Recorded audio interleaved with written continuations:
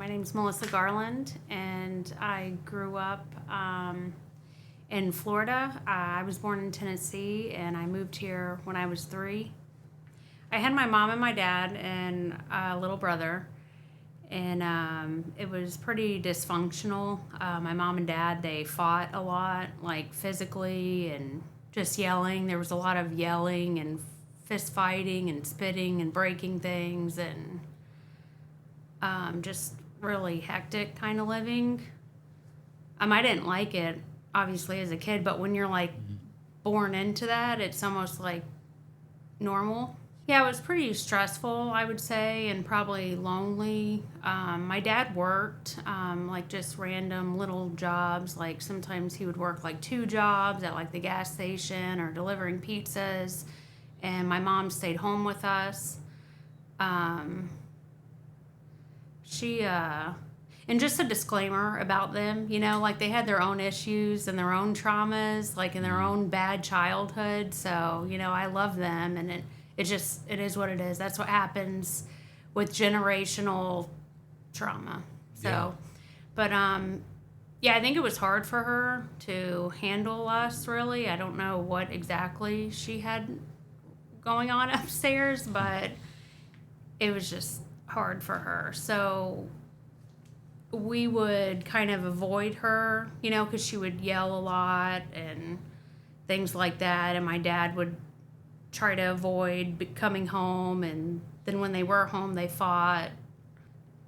They got divorced when I was 8. My dad, I know my dad had a lot of issues with like pornography and infidelity, I think. Like he would never like fess up to it, but like I was a kid and we all knew it was there. So he ended up like meeting another lady, and he wanted to divorce my mom when I was 8. And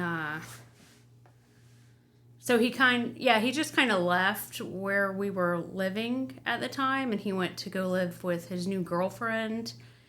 And my mom just kind of turned into a mess.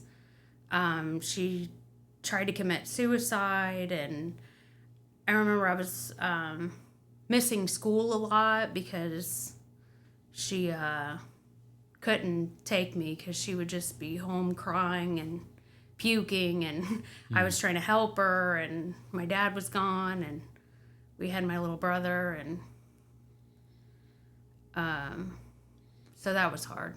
Now, how old were you when she was going through those attempted suicide attempts and all this type of stuff? Do you know what age roughly you were? 8. 8. And how did that, like, that's a traumatic experience for an 8-year-old. That's like something most 8-year-olds, or at least a lot of 8-year-olds, don't experience that. And how did you, at such a young age, handle that? Like, was there anything that you can remember as far as caring for your siblings or trying to help her, or... Yeah, I remember just trying to help her a lot, and like trying to make her happy and trying to make sure she wasn't like sick. And I started wetting the bed at night, like, I don't know why, it just started, but now I know why now. It was like just a traumatic thing for a kid, and sometimes, that happened. So, and then my mom would like try to go back and forth to like get my dad back, but my dad, he was probably just done with the fighting, and his new girlfriend was young and pretty, and then he got her pregnant, so he was like just kind of starting a new family. And so my mom could never really get herself together, like work-wise and stuff, so we became homeless, and so we would stay just at different places. I remember random friends, or sometimes for a short while my dad actually had let her and me and my brother come move in with him and his pregnant girlfriend, and so that was just hard and weird. My mom and her would fight a lot, and I was like going to school, and everybody had a mom and a dad, and I had a mom and a dad and his girlfriend, and it was just weird. In those homeless days, was there ever a day you guys had to like stay on the streets, or you always had a place to stay between those friends and family that you could run to? I think we always had a place to stay. I know we stayed for a little while at the women's shelter, but I think that was when my mom and dad hadn't divorced yet. There was just like a domestic violence going on, and the cops brought us there, and we lived there for a little while. But my mom just ended up leaving and coming back to my dad, type of situation. But yeah, we never. I don't remember staying on the streets. Just neighbors or my grandma. When I was 10, we moved in with my grandma, and we stayed there until I was 15. So we kind of hopped around for like a year or two, and then we settled in at my grandma's house. Okay. And then after 15, we'll kind of pick up there with your home situation and stuff like that. So your mom is still living at your grandma's with you, and you're 15 years old. And then what happens after that? Did you guys stay there for longer than that? Or did you move out or? Yeah. So, well, we moved in when I was 10, and then I actually moved out of my grandma's when I was 15. So from the ages of like 10 to 15, living at my grandma's house with my mom and my little brother. They both worked at like Walmart or whatever, and we went to school, and so it was kind of normal for a little while. And then I got a best friend named, well, her name's not important, but I got a best friend, and she had an older sister who was 16, and she had already had a child and had been married and divorced. And she was just kind of like a wild child, and she partied and stuff. And, me and my friend kind of looked up to her as like somebody who was popular and pretty, and kind of like we wanted to be like her. So we kind of hung out with her, and I started like smoking cigarettes and drinking and that kind of stuff. And so I would go to like their house on the weekends and do stuff like that. And I guess by the time I was around 12, my mom had got a boyfriend that she had met. It was actually a neighbor guy.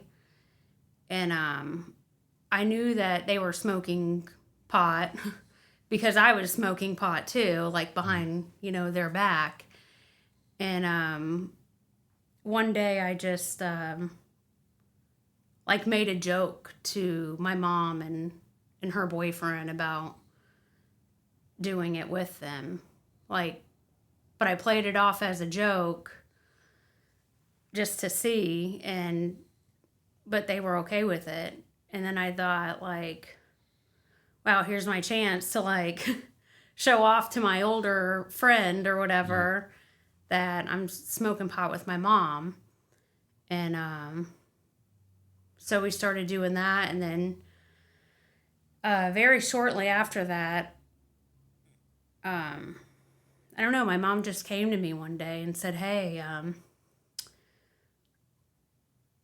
her boyfriend was talking to her about trying some different drugs and stuff, like cocaine and stuff. And she's like, I'm afraid to do it. Would you do it with me?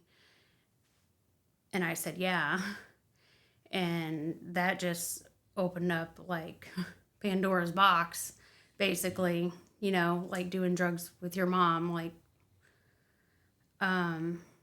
so yeah, I lived that life for quite a few years, doing like partying with my mom. And then I had a handful of friends. I never had a lot of friends. I was kind of like a loner, but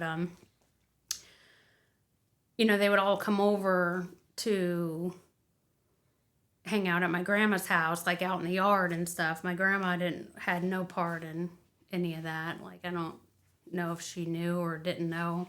I don't think so, but So yeah, we would just party and have drugs, and her boyfriend would bring his friends over. You know, they were like probably in the 19 to 25 age of guys, and then you got a bunch of teenage girls, and like mixing that together is not a good idea.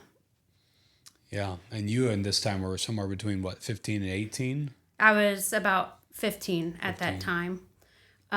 So when I turned 15, so my mom and her boyfriend, they didn't work. Like they just partied all the time.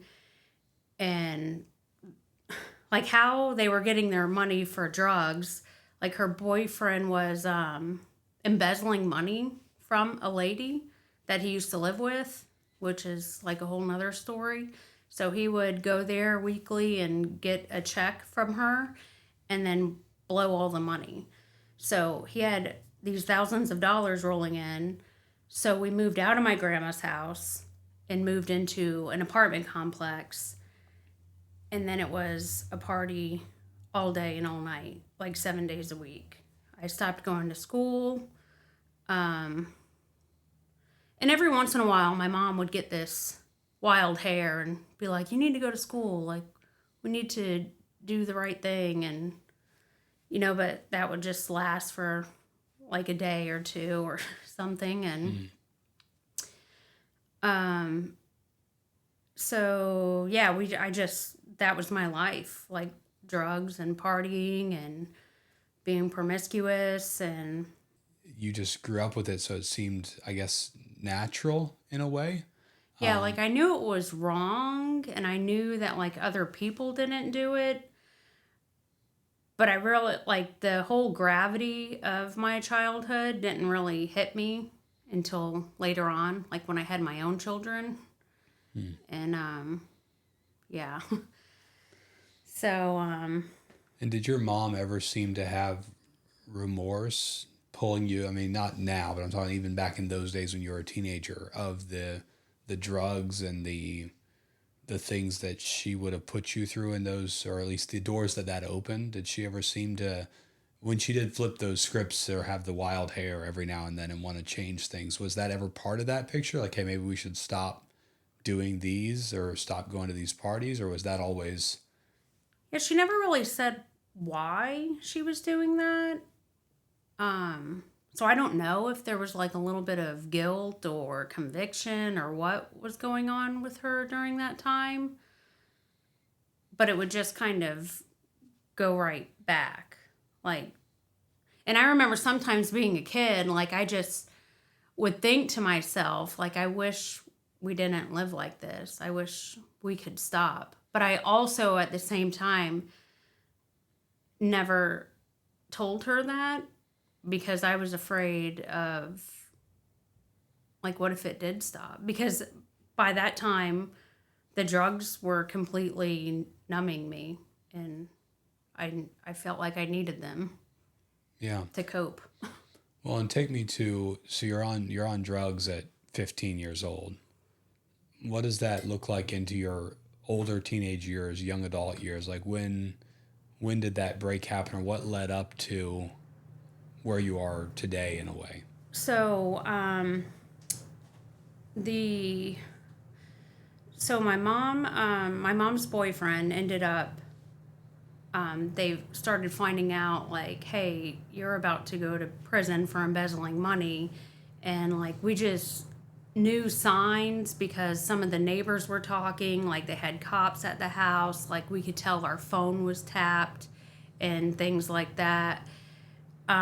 So my mom kind of just got scared. So she sent my brother to go live with my dad, and she sent me to go live with my uncle in Tennessee.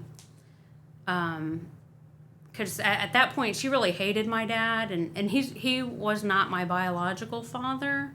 So in her head, she's like, I'm not going to send her to you. I'm going to send her to my brother. So I went, and when I was 15, I moved to Tennessee with my uncle, who during that time he was having his own family crisis, going through a divorce and battling kid custody, and he had an alcohol problem and I think a drug problem, and but I lived with him for a few months and started going to school in Tennessee. And one day he just came home and said, I can't take care of you anymore. I need you to find a place to go, or I got to take you to the foster care system. So what I ended up doing is actually a few hours away in Tennessee, my old friend that I used to have, my best friend, and her older sister, she moved to Tennessee. So she was in Tennessee. I called her and said, hey, my uncle's kicking me out. Can I come live with you? And she said yes. So then I moved 2 hours somewhere in Tennessee to go live with my friend's sister and her boyfriend. And so I was living there, and that was just a party scene. She was still partying. She had, she still had a couple kids, and like it was just a party life. Like they had I don't know how, and nobody was working and having like a house to live in, but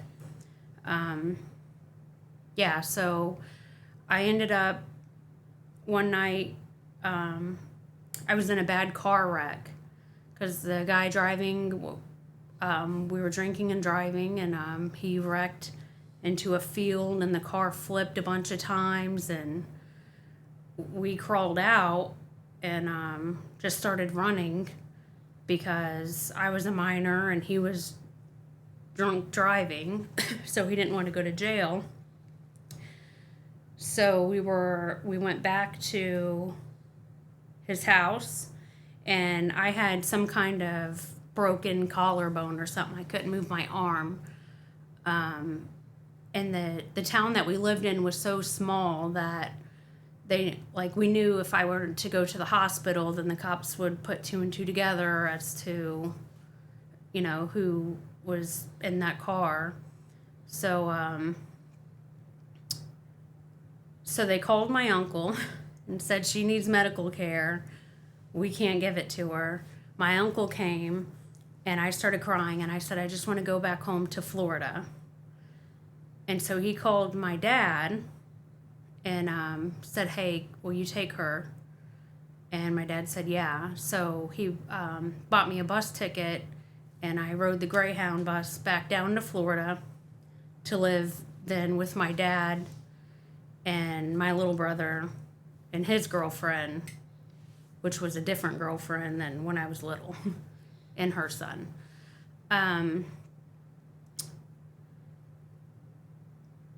So by that time I was 16, and I had already been raising myself for a long time. Nobody was going to tell me what to do or how to live or how to be. Those days were over. I knew how to take care of myself, so I thought, and nobody was going to tell me anything. And my dad was very, I don't know how to explain it, but he was like a dictator. He looks at children as like beneath him, he didn't know how to love the right way. He's just all discipline, no love. And yeah, me and my brother just weren't gonna have that. So we bumped heads a lot. And when I came back to Florida, I got back with my old group of friends. And I got back with an old boyfriend who I had met during the party scene years with my mom. And I ended up running away from my dad's house, and he called the cops, and they did the missing kid report, but I was just a punk. The the cops don't really look for me, and my dad wasn't really looking for me either. So I was just living out, just being crazy. And then when I was 17, well, actually probably when I was 16, school was about to start, and I was like, I want to try to go to school. I didn't want to have this crazy life. Like, I didn't, I wanted to have like a normal life one day. So I was like, okay, I need to go to school. I need to get some school clothes. So I shoplifted a lot. Like, I used to shoplift. And one day I got caught for shoplifting. And so the cops took me back to my dad's house, and I ended up going on probation for shoplifting and living with my dad. So I'm on probation. I'm 17. I'm living with my dad. I have this much older boyfriend. And I don't want any rules. So I sneak away from my dad's house, and then I end up getting arrested for violating probation, because when you're a minor, you have a curfew of like 6 o'clock, and you break that curfew, and then you go to juvenile detention for 21 days. So I'm at juvenile detention, and it's like the first Sunday, and we're sitting in the open bay area, and there's like a movie on, and the correctional officer was like, does anybody want to go to church? And I was just bored sitting there, and I didn't want to sit there, so I was like, I'll go to church. And so me and a couple girls went to church, and I'd heard about God in the past. Actually, my mom and dad like brought me to church for a short time when they were still married, when I was little. I don't know for how long. I feel like it was maybe just a couple months. And so I heard about Jesus and how he saved the world for their sins, and I believe that, but I never asked him to save me for my sins. And my parents had me baptized there at the church, because all the other kids were doing it. And so when the lady asked, why I should be baptized, like, I knew what she wanted to hear. Jesus died for my sins, but it just wasn't real to me. Like, I didn't believe that it was just saying a prayer and then going on living your life, like, however you want. Like, I knew something was missing, like, with that. So fast forward back to being at the juvenile detention center. We go to church, which was just another little room, and this little old lady was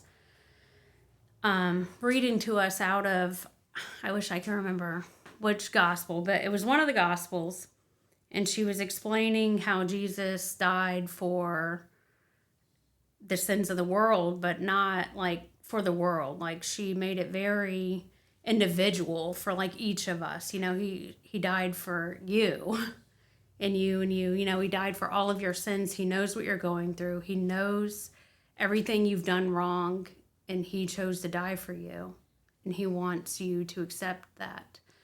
And I don't know, I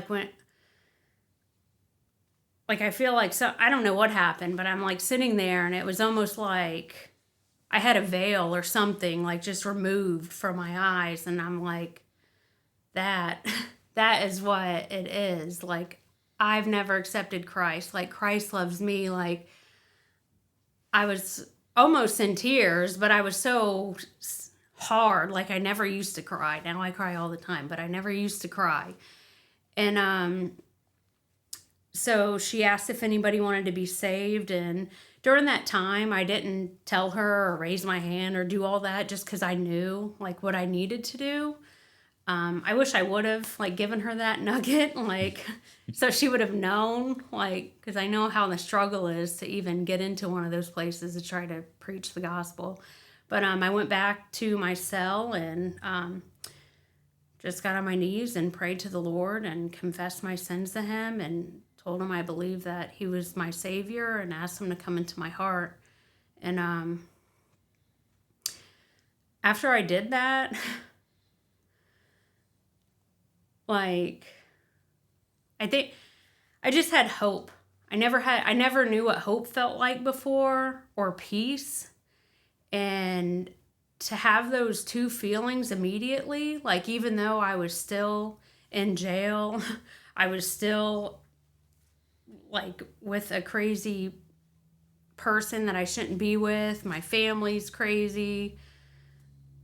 Like, I had this peace that the Lord was going to be with me and help me. And so yeah. So I got out of jail and went back to my dad's, and I immediately was able to find a job and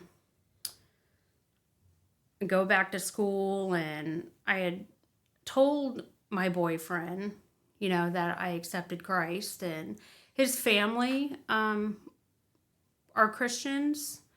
He's not, but his family was. So in that moment, he was encouraging to me, like, he was happy, I guess. So in my head, I thought, like, oh, okay, like, this is going to be a new start for me, maybe. So me and my dad still were fighting. I was still on probation. And one night we got into just a huge fight, and I just couldn't take it anymore, and I was crying in tears. So I walked to the police station and told the cop, hey, I'm on probation. It's past curfew. You can take me to jail. I can't live with him anymore.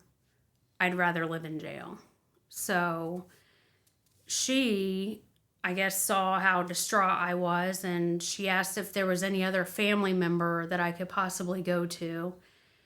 And I said, well, I have a grandma in North Fort Myers, because my mom during that time had moved to Oregon with she met a guy on the internet, and she was just completely gone away from us. So it was just me and my brother and my dad. And so she said to call your grandma and then call your probation officer, and let's see if you can stay there. So I did that. My grandma let me come to her house to live. The probation officer, like, everything just kind of transferred over to my grandma's house, which I was very thankful. I felt like that was the starting of the Lord, like, helping me, like, get out of this mess I was in. So then I lived with my grandma, and she just worked, and I was 17. Yeah, I was 17. So I was about grown, and she knew that, and so I just went to school. She went to work. She knew I had an older boyfriend. She didn't really care. Very shortly after that, I ended up getting pregnant. Because even though I was saved, like, what I was not aware of was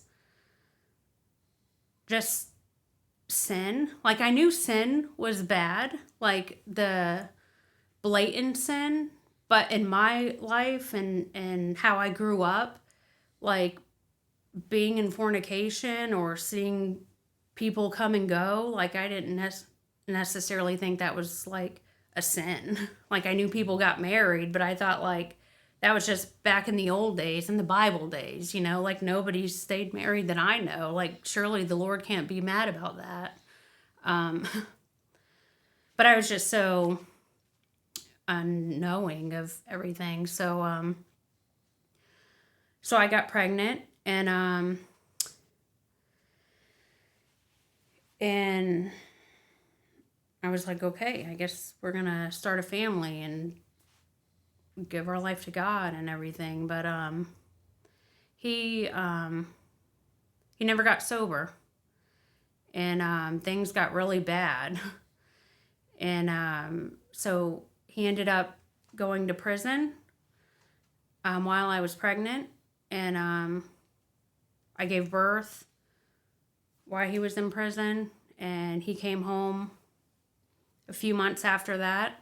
When I got pregnant, and right after I gave birth, his family, I think they felt bad for me because they knew my living situation wasn't great, and they obviously cared about their nephew and their grandson, and that I just had. And so they kind of took me in under their wing, and I started going to church with them, which was good, but there was still that double life I was living, that, you know what I mean? And there was a lot of abuse going on that nobody knows about, or knew about. So it was just a hard time. And so when he got out of prison, all the abuse started up again and everything. And I actually ended up getting pregnant again. And then I moved into my own place. And then he would like come and go, mainly trying to get money or like things for me. And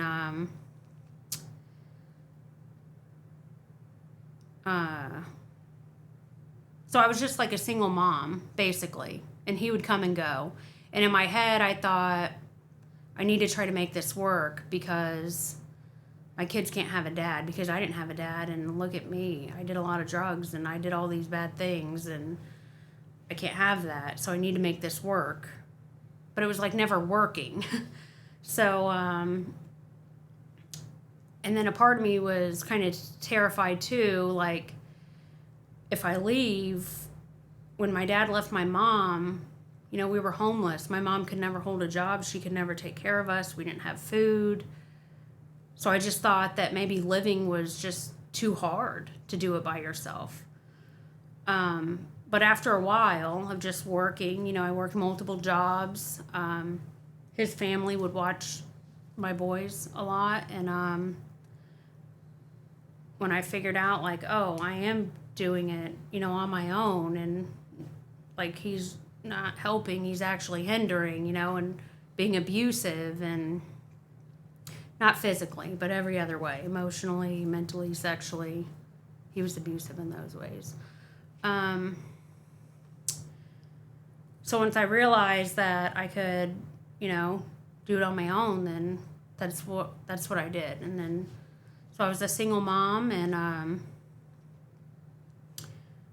just working. I worked 2 jobs most times just to keep things going, and my boys would come home at night after I was done with work, or sometimes they would stay the night at their grandma's house. And after I ended up getting pregnant the second time, kind of being at church, I already got the vibe from people. They were skeptical, I think, of me, or I don't know what you want to call it, but I was just rough around the edges. I was coming from, the gutter into the church house. So all the people that were my age, their parents were like saying, hey, stay away from her. And, so, and then I got pregnant again, and so I thought, I can't do this. I feel like I'm fake. Like, I don't wear the dresses, and I don't look like them, and they don't even like me. So, like, why would I just go to church if I'm not welcome, and I don't think that I'm good enough for God, really? But I think what it was, looking back now, I needed to get out of my sin, but I still didn't necessarily fully understand all of my sin that I was in because I thought a lot of it was normal. After I left the church, in my head, I thought, well, I'm leaving God. So God's not going to want anything to do with me because, and I don't know why I didn't just go to a different church. Looking back on it now, I think in my head, I kind of had the assumption that that church that I was at was like the only church that preached truth, or what. I don't know if that was my own misconception, or I don't remember the preacher ever saying that, but maybe he gave that vibe. I don't know why I thought that in my head, but I thought, I'm leaving the only church of God, and so I'm turning my back on God, so he doesn't want anything to do with me. So I stopped praying and reading my Bible because I didn't think he was listening. And I just kind of went into survival mode because I'm like, okay, I have these 2 kids and I got to take care of them. So I just buried myself in work a lot to provide. So, and in my head, I thought, okay, this is going to be okay. Like, I just need to provide for them and give them the things that I never had, and everything's going to be okay. And I'm still going to make them go to church with their grandma, and, you know, like, I'm not going to be any good for the Lord, but maybe they will. You know, I'm going to try that. And so, yeah, I just worked a lot, and I had a lot of trauma and emotions that I was going through, and I didn't have the Lord because, you know, I turned my back on him, basically. And so I coped by drinking alcohol. And so I lived like that for quite a few years, and I ended up meeting my husband in that time frame. We worked together, and then so we would drink together, and then we, you know, started a relationship, and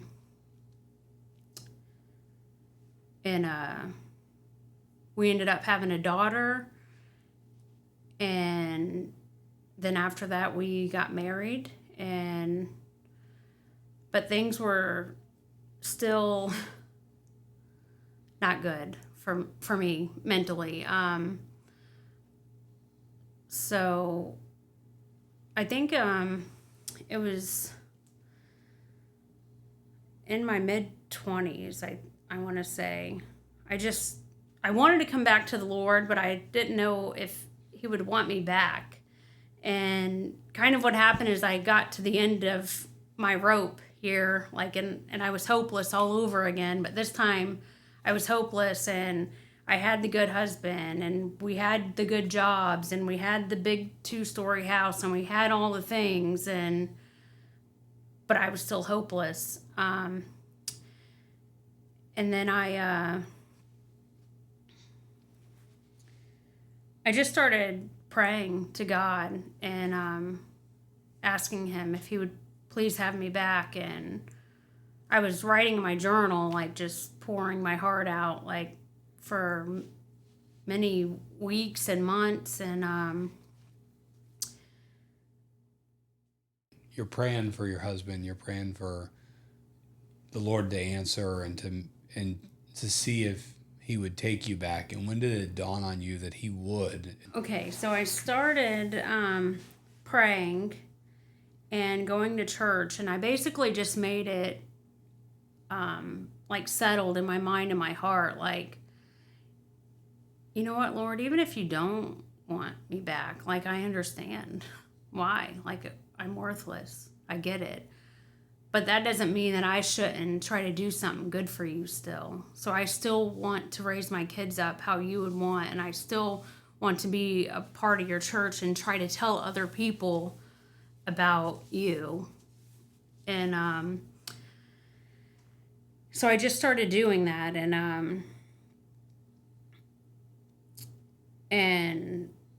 I was just like kind of repenting of things. Like back then I didn't know that's what it was, but I kind of just surrendered really to the Lord, and not knowing what was in it for me. I didn't really want anything of it. I just wanted him back into my life. I wanted the early feelings that I felt, when I first gave my life to Christ, and I felt his spirit, and I saw him like moving pieces of my life, and I just wanted that again. But even if he didn't, I was going to be okay with that, and in just hopes that he would maybe help my family get there. Um, and then I don't know. I think it was just praying and going to church and like reading my Bible, really, and just getting a lot of the deception. I think Satan was using a lot of deception about like what I thought about scripture, what I thought about God and Christ, and like it was wrong. I had like a false belief almost, or like a false belief as in like the Lord would forgive me, kind of like the prodigal son. The prodigal son like ran off and hung out with the pigs and the slop, and then he was like, hey, let me come back and I'll just be a servant, and I kind of feel like the prodigal son. And the Lord did take me, and he did take me back. So you were in those drugs for a while. Did those end after you got saved, or did that take into your young adult years before you're able to break those addictions? So after I got saved and I came back out into my old life, I did end up at a few parties like shortly after, and I did do drugs. But the crazy thing is before, like, I would do drugs to like be numb and to clear my mind, but then I did drugs and I started feeling like conviction, like this is wrong. Like I never felt that. I never, but I know it was the Holy Spirit, like in me, saying, no, don't put this in your body, So, yeah, I didn't have like any kind of crazy struggle to where like, people had a hard time getting off drugs. Not saying that's not, the case for some people, because I know it is, but, the Lord just kind of like took that from me. And then shortly after, I ended up getting pregnant, and I didn't, want to, I loved my baby. I didn't want to put, any drugs in my body. So wow. I think that was probably helpful. Your life of alcohol, obviously that's a hard thing for a lot of people to break. But you came through the party life, teenager, young adult, into your marriage with that. And how was that? Something difficult as well, or was that similar to the other, that once you decided to put it down, it just kind of, the Lord took it from you? I would say honestly it was probably a little bit more difficult, because I feel like that was the last crutch that I had. And, I had to like face the music, as some people say, like with all of my thoughts and traumas and stuff like that. And so I think I did go back and forth a little bit with it. I know my husband helped a lot, like, because he started getting really serious in the church, which was an answered prayer, because, I was praying that would happen, and then it was happening. So I felt like he was just being that leader. Like, I don't think he knew it at the time, or I even knew it, but, the Lord was helping him help me. And I started seeing during a few times here and there and everywhere, I was seeing like these counselors, like, for all my issues, like when I was a kid and then when I was an adult and whatever. But at the church we were going to, somebody had mentioned seeing like a Christian counselor. And I'm like, I never tried a Christian counselor before. Let me try a Christian counselor. So I was going to see this guy who, he was probably the most helpful out of all of the counselors that I saw. But really it was one day I was on my way to meet with him, and I was praying in my car like I always did, just trying to make a breakthrough or get over, my hurdles or whatever. And I felt like the Lord just put on my heart, like, you don't have to fix her, right? Like, meaning my old self. And I don't know what I thought about that. And then I felt like he was just telling me, like, she died on the cross when I died on the cross, and you remember, you surrendered your life to me. She's dead. You don't have to fix her. And that was probably what helped me, like, overcome all of my traumas. And so just knowing that, you don't have to fix your old self. Like, and it is sad, what happens to, what happened to my old self and the things that I've done. And it's horrible, but the beautiful thing about God is he takes it all away. And he already knew, like, he knew how horrible I was, and he loved me enough to take all that away. And I didn't have to fix her because she was gone.